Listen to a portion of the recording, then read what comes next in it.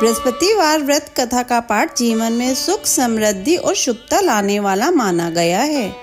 इस व्रत का पालन करने से गुरु बृहस्पति की कृपा प्राप्त होती है, जिससे धन, बुद्धि और पारिवारिक सुख में वृद्धि होती है।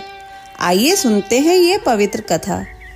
किसी गांव में एक साहूकार रहता था, जिसके घर में अन्न, वस्त्र और धन किसी की कोई कमी नहीं थी। परंतु उसकी स्त्री बहुत ही कृपण थी, किसी भिक्षार्थी को कुछ नहीं देती, सारे दिन घर के कामकाज में लगी रहती। एक समय एक साधु महात्मा बृहस्पतिवार के दिन उसके द्वार पर आए और भिक्षा की याचना की। स्त्री उस समय घर के आंगन को लीप रही थी। इस कारण साधु महाराज से कहने लगी कि महाराज, इस समय तो मैं घर को लीप रही हूँ, आपको कुछ नहीं दे सकती, फिर किसी अवकाश के समय आना। साधु महात्मा खाली हाथ चले गए। कुछ दिन के पश्चात वही साधु महाराज आए, उसी तरह भिक्षा मांगी। साहूकारनी उस समय लड़के को खिला रही थी। कहने लगी, महाराज मैं क्या करूं, अवकाश नहीं है, इसलिए आपको भिक्षा नहीं दे सकती। तीसरी बार महात्मा आए तो उसने उन्हें उसी तरह से टालना चाहा, परंतु महात्मा जी कहने लगे कि यदि तुमको बिल्कुल ही अवकाश हो जाए तो मुझको भिक्षा दोगी।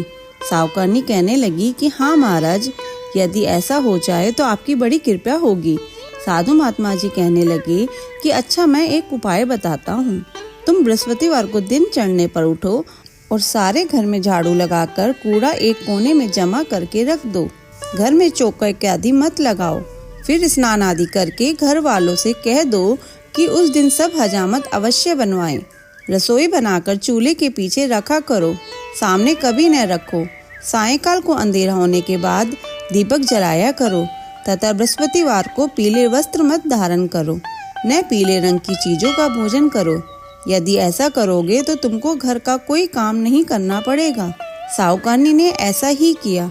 बृहस्पतिवार को दिन चढ़े उठी, झाड़ू लगाकर कूड़े को घर में जमा कर दिया। पुरुषों ने हजामत बनवाई, भोजन बनाकर चूल्हे के पीछे रखा। वह सब बृहस्पतिवारों को ऐसा ही करती रही। अब कुछ काल बाद उसके घर में खाने को दाना न रहा।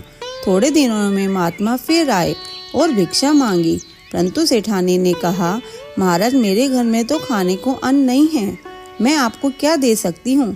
तब महात्मा ने कहा, जब तुम्हारे घर में सब कुछ था तब भी तुम कुछ नहीं देती थी, अब पूरा अवकाश है तब भी कुछ नहीं दे रही हो, तुम क्या चाहती हो वह कहो।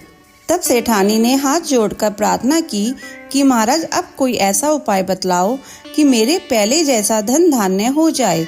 अब मैं प्रतिज्ञा करती हूँ कि अवश्य मेरे जैसा आप कहेंगे मैं वैसा ही करूँगी। तब महात्मा जी ने कहा, बृहस्पतिवार को प्रातःकाल उठकर स्नादि से निर्वत हो, घर को गौ के गोबर से लीपो तथा घर के पुरुष हजामत न बनवाएं। भूखों को अन्न जल देती रहो। ठीक सायंकाल दीपक जलाओ। यदि ऐसा करोगी तो तुम्हारी सब मनोकामनाएं भगवान बृहस्पति जी की कृपा से पूर्ण होंगी। सेठानी ने ऐसा ही किया और उसके घर में धन धान्य वैसा ही हो गया जैसे कि पहले था। इस प्रकार भगवान बृहस्पति जी की कृपा से अनेक प्रकार के सुख भोग कर दीर्घ काल तक जीवित रही। बोलो बृहस्पति भगवान की जय। कथा संपूर्ण। अगर आपको ये कथा सुनना अच्छा लगा हो तो इसे लाइक करके शेयर करें। चैनल पे नए हैं तो सब्सक्राइब करें।